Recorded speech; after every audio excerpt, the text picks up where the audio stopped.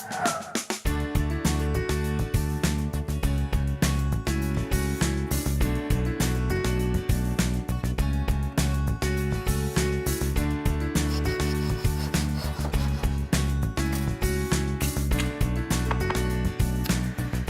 if you're wondering what I'm doing here, well, I'm making a little letterbox planter, and if you've ever thought about how you can display your street number and bring a bit of colour in, well, this might be just it for you. Now, this is just some leftover material that we had on a building site, so it's easy to get your hands on this sort of stuff. It's just marine ply. Now, how it works is this way.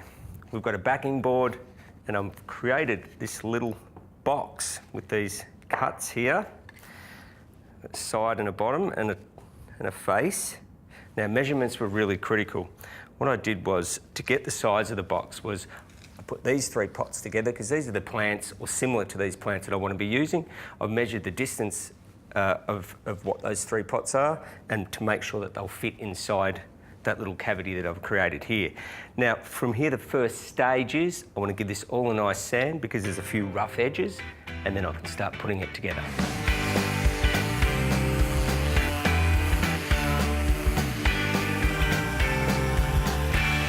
Okay, so that's our main backboard done. So I've got the little pieces to do now, and part of the reason why choosing a sander like this is really good, because as you can see, it can handle the larger areas, but when we're working with the more delicate pieces, we need something that will do that detailed work. So what it's got on here, if you notice just on the nose here, it's got this little red lever. So if you just push that across, the actual nose plate itself will pull out, and you can spin it around, clicking back in, lock it in place, and you've got the really sharp sandpaper and the fresh sandpaper right where you need it. So it's a handy, handy little thing. It's got a little indicator here, and what happens is people tend to press down too hard when they're sanding, and I'll show you what happens, and it will burn out the motor very quickly or mark your timber.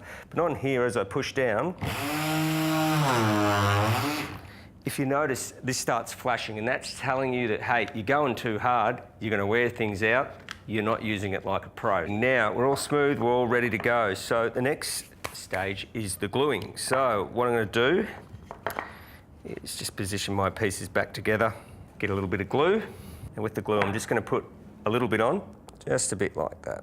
That just goes back on top there for now. Okay, so we want to get this nice and flush. Flush meaning that we want all the sides to be even, the top, the sides, all to be nice and flush. Okay. Grab our little tacks. Just hold him in place. Now, the first one's always the hardest. Okay, just before you commit to nailing it all the way in, because it's just started to tack now, here's the last chance to get it straight. So it's pretty good. And here we can just knock it straight in. All right, that side is good as gold. So I'm going to repeat the process on this side and on the bottom, and then we'll be able to attach it to the backing board.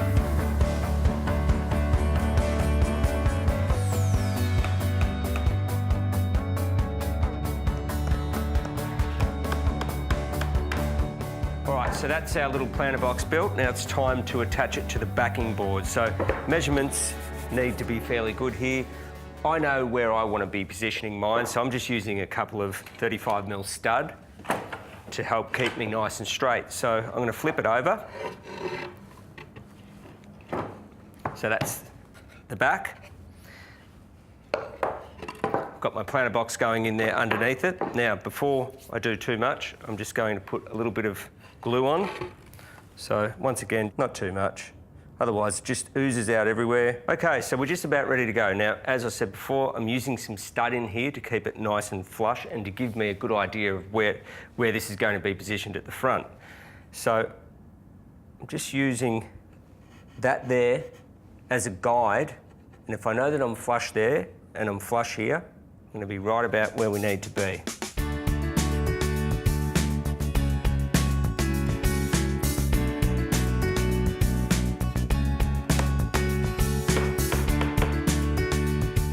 All right, moment of truth, people. Let's see how we go.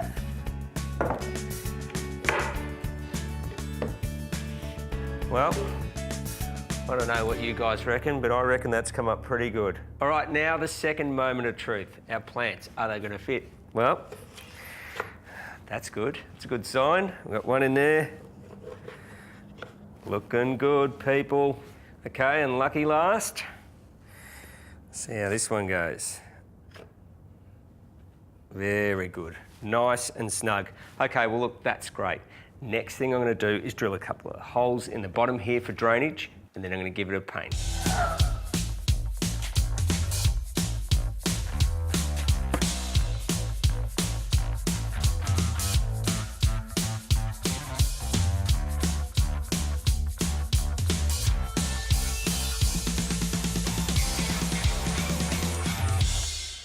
Alrighty, so that's one coat done. Now with timber like this, with one coat it can look a little bit patchy, but don't worry about it. With your second coat, it'll iron out all the bugs and it'll look great. Now I'll be painting the back of this to stop moisture from getting in and rotting it away. I'm going to give it another coat once it dries, and then it's time to put our numbers on.